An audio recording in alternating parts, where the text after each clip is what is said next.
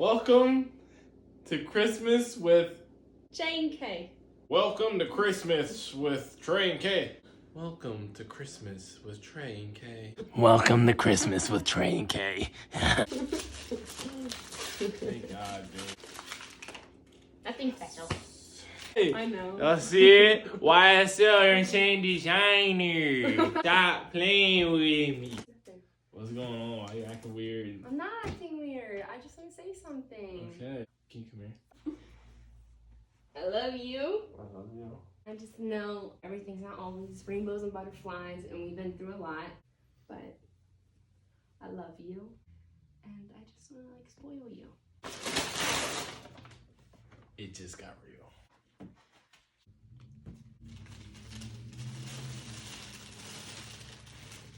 What the? Babe. Babe. Babe. Open it. Babe, no. Open it. Babe, for real? Open it. For real. You're not serious right now. I'm trying real hard not to cuss. Babe, you're not serious. For real? Yeah. Are you kidding me? And the real. I made sure. No way! This is a shoe that I love, but never in a million years did I think I'd have them on my feet. There's no way these are on my feet right now. Are these on my feet? Are these mine? Are these my feet? I love you, babe. That's... What's poppin' YouTube? It's your boy Brownie Blends. I just want to say Merry Christmas to everybody. I hope you guys are having an amazing day. I know I am. I love you, baby. Shout out to my girl for copping the Travis Scott Nike Dunks, man. These shoes right here are so fire. I don't even know if I can even wear them. I just want to look at them. They're just so clean, I can't put them on the ground. But anyways, without any further ado, man, we just got to hop right into this tutorial. It's just going to be a drop fade on my little brother. We got the curly top with the very, very drastic drop fade. So hopefully you guys, pick up on some tips and tricks that I'm using in this video. And yeah, hopefully you guys enjoy it. Don't forget, if you do like the video, just hit that thumbs up button, man. It really helps the channel out. Make sure you subscribe if you're new to this channel. I will be putting out some more videos, some more heat, more haircut tutorials, more self-cut tutorials, all of that kind of stuff. So make sure you hit that subscribe button so you don't miss out on anything. It's your boy Brownie Blends. Let's get it. Alright, you guys, here we go with another haircut tutorial. This is my little brother in the chair. Let me know in the comments if you think we look alike. I don't think we do, but some people say we do. But right here, you can see I'm grabbing his hair because he has product in his hair. And as my little brother, I was very disappointed because he should know better. Do not come in the barbershop with product in your hair. Please, it is a huge inconvenience for us to have to wash your hair when we're on a time schedule. And being my little brother, he should know that. But anyways, we're just gonna get right into this first guideline. It's the bald line. So we're gonna start this, as you can see, at the bottom of his box in the front of the lineup, and take it down almost as if we were doing a high taper, right where the ear connects. And then from there, we can raise it up just a tad bit. We're gonna take it behind the ear, but as we go behind the ear, we're really just gonna go right at where his lineup is at, above the ear. We're not gonna take it any higher than where his lineup is at. And from there, you're just gonna drop it. As you can see, it's a drastic drop fade. What he's doing is prepping the top for braids or twists or whatever he's gonna be doing. So he didn't wanna get an undercut, but he also is not trying to take any length off the top. So this drop fade is what we came up with so that we can do a fade. And he can get a nice haircut without even touching the top.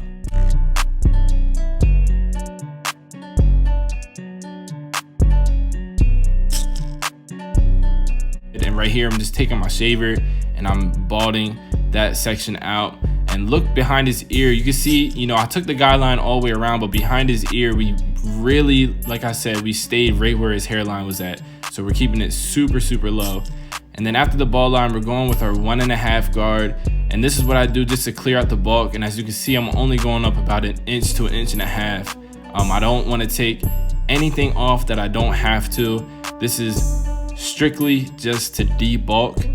So I'm just gonna take my 1.5 and go all the way around the head just to clear up this area so that I can see what I'm doing on the next step.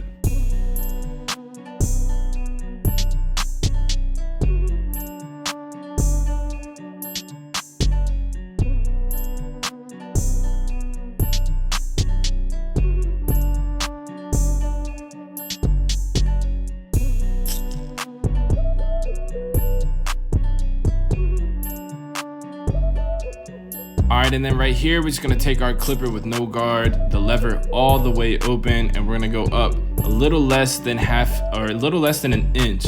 And this all just depends on your client, the canvas you're working on, and the amount of space that you have to work with. You just kind of have to know. I know that I just did that guideline with the 1.5 guard, and I'm gonna take this almost about halfway in between that bald line and where that 1.5 guard stopped.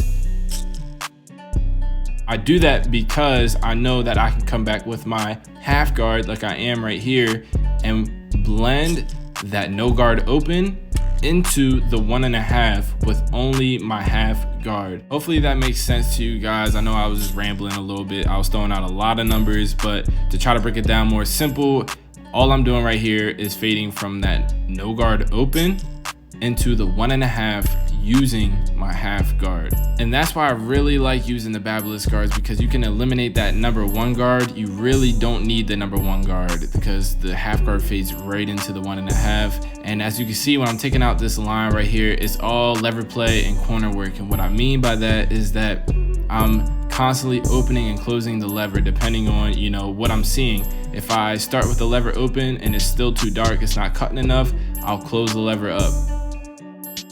And I'm using all my corners because I don't want to push that line up. We really got to focus on keeping this fade super low. So all we're doing is just lightly flicking at the line with the corners. And right here, I put my 1.5 guard back on, and I'm just detailing a little bit more at the top of the fade. It's a little dark. That line is still there, but I didn't want to push the fade up using my half guard. So, you know, like I said, just taking the cautious approach and putting that 1.5 guard back on. And what I'm really doing here is fading into the curls. I know that this 1.5 guard is pretty much gonna get that fade right into the curls. Sometimes you have to go to a number 2 guard or number 3, or maybe even clipper of a comb. It's all about, you know, what techniques work for you. And right here, I'm switching to my magic clips to get this bottom line out. The reason why I switched to the magic clips is because they have a fade blade, and that's just gonna allow me to get this bottom line out a little bit easier. But as you will see, it's still not gonna get that line out completely, and I'll have to come back with my trimmers in order to knock that line out. But it's the same thing for, you know, this guideline as it was for the last one. It's just all corners and playing with that lever. You'll see my thumb, I'll constantly be closing and opening that lever. That just depends on what I'm seeing and how the hair is reacting. It's always great to have guidelines and to have steps when you're doing your fades. That's how you stay organized and know what's what. But at the same time, you don't want to become robotic when doing these haircuts. You gotta go based off of what you're seeing. Sometimes the steps, you know, they're good, but it's not gonna give you a finished result. It's not gonna, you know, it's not always gonna come out perfect. Sometimes you have to just go against your steps a little bit. All right, so like for example, a number 1 on the side of somebody's head might look different than a number 1 on the back of their head. You know, sometimes the back of the head is a little more dense. So you might have to take a half guard on the back of the head where the number 1, you know, guideline really was, but in the end, it's still gonna have the same contrast, the same darkness, and that's, you know, all fading is. You know, you're fading the length of the hair. Obviously, you're going from, you know, bald to, you know, whatever, maybe number 2 or whatever, but you're also fading the darkness of the hair. You know, you gotta see how the hair is reacting and, you know, what the hair looks like at different parts of the head. So like right here, for instance, I'm going up into the fade with my trimmers. Not only am I hitting that bald line to get it out, I'm also right here, I'm hitting different spots with the corner of my blade. As you can see, you just gotta have the eye for, you know, for fading. You gotta take a step back, look at the fade at different angles, take a picture, and that will help, you know, make things pop out to you. And just like right here is another way I'm detailing the fade, just different dark spots. I'm going in with my thinning shears, and I'm lightening up different dark spots that I see using scissor over comb. It's just, you know, you gotta have an eye for that kind of stuff, and that definitely comes with experience. I don't want you guys to think that you either have it or you don't. Like, I definitely was not going up into my fades like this with no guard. When I first started cutting hair, I was too scared. I thought I was gonna put a bald spot in him, you know, but as with repetition, you get more confident and you start figuring out things that you can do and what works. It just takes practice, man. Like, I'm constantly studying, I'm constantly watching videos and watching different techniques, trying different techniques. If you want to be a great barber, man, you never stop learning. Never. You can never stop learning. And right here, I'm just taking my 1.5 guard, my lever closed, and I'm coming with the grain on the hairline, and then I'll flip them around and I'll go against the grain, hitting the tips of the hair. And some people like this look right here where you section off the hairline completely from the top. I'm not a huge fan of that look, but I did do it right here because, like I said, he is getting braids or some twists. And if you're trimming any of those long hairs to fade them into, you know, the hairline, you're gonna be taking length away from that. And when he goes to get it braided, there's gonna be short hairs in there, and it's just gonna be a mess, and he's gonna be mad at you for cutting it. So that's why we're sectioning off the hairline like this, because I wanna make sure that all the hair on top is the same length, and I'm not trimming any of those hairs down. And then we're just gonna go in with the lineup, starting in the middle and working my way to one side. I typically work to the side first that is a little higher than the other. That way I can keep it as natural as possible and I don't push it back any further, and then I'll just match the other side up. But I'm just gonna shut up and let you guys enjoy the rest of this video as I'm putting the final touches on this haircut. I hope you guys enjoyed it. Please hit that thumbs up button. Hit that subscribe button if you're new to the channel. Like I said, I'm gonna be dropping some more heat soon. I appreciate you guys. It's your boy Brownie Blends, and I'm out. Peace.